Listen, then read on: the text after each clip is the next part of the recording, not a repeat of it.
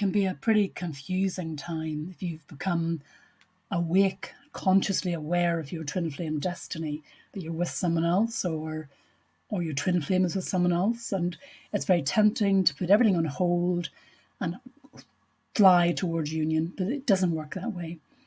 Waiting for them won't rush things along. And you can't rush your own or their ascension and therefore union if your twin flame is with someone else. So there can be reasons for that, serious reasons for that. Like maybe they're not aware of their twin flame status, or they don't want to embrace that path, or they've still got some karmic baggage to process before they can harmonize energy with you. In the end, you are destined to be together. And the ultimate compass is one's own free will in the matter and their frequency. So it's a difficult time. You need to understand what is happening. You understand you can't rush this to happen. And awakening your twin flame status and their twin flame status, embracing that journey, will in the end bring you together. But you cannot rush that, and you cannot expect them to rush to you when you've become awakened to this and they have not.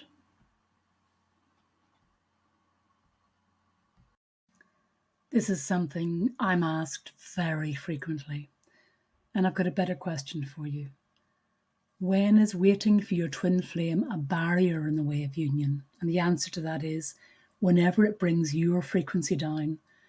While union is absolutely the ultimate goal for both of you, the way to achieve it is to keeping a high frequency and transcending the 3D. What hurts that also prevents you from harmonizing on a high frequency of unconditional love? So you should wait for your twin flame as long as it helps raise your frequency and serves your ascension. But if you find waiting for them makes you feel lonely, hopeless, frustrated, unhappy, resentful perhaps toward your twin flame, then you're only doing yourself and the union a disservice. So it's tempting to think about waiting for them is going to rush the process along and rush them towards you when they're with someone else. But you're keeping your own frequency down and you're not taking any lower frequency vibes from someone you'd be dating, right? So if this has taught us anything, you can't rush this along. You can't push divine timing. It has a sense of space itself. And depending on what sort of effect waiting for them has on you, you probably are doing more harm than good by putting pressure on yourself and on them while you're waiting. So does twin flame separation really need that added pressure?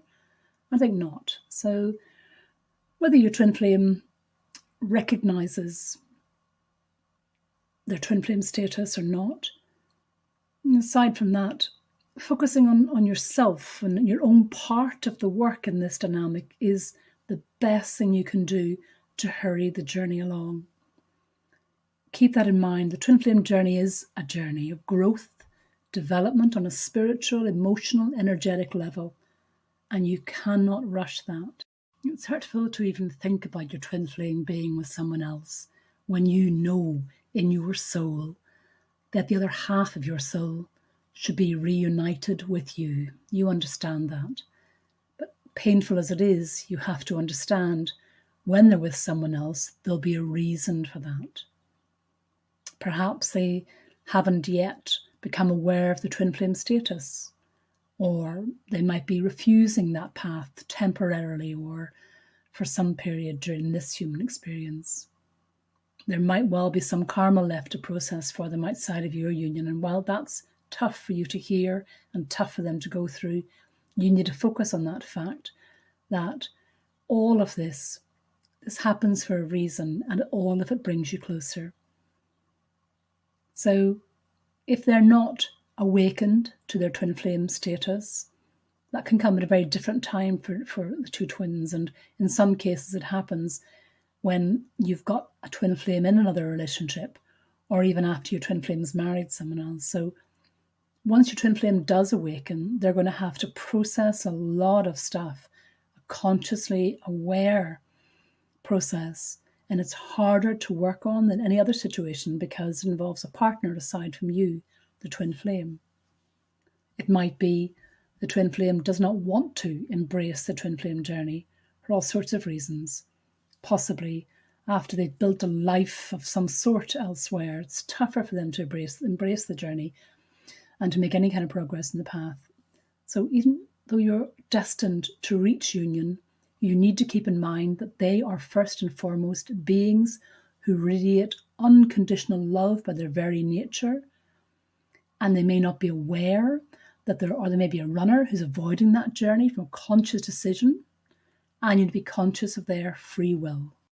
If you're awakened to your twin flame destiny, then you absolutely know that your souls are energetically linked to each other, so much you feel all of their pain and their connection.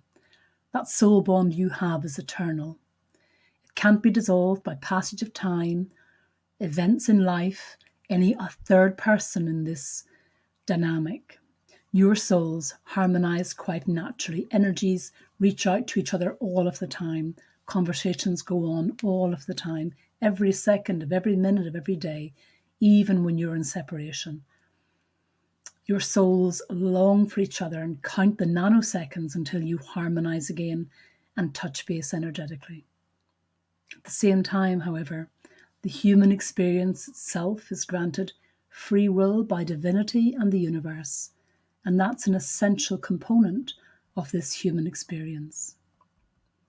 And though it might be triggering when your twin flames free will clashes with your desires right now, you need to remain in this high frequency, unconditional love vibe.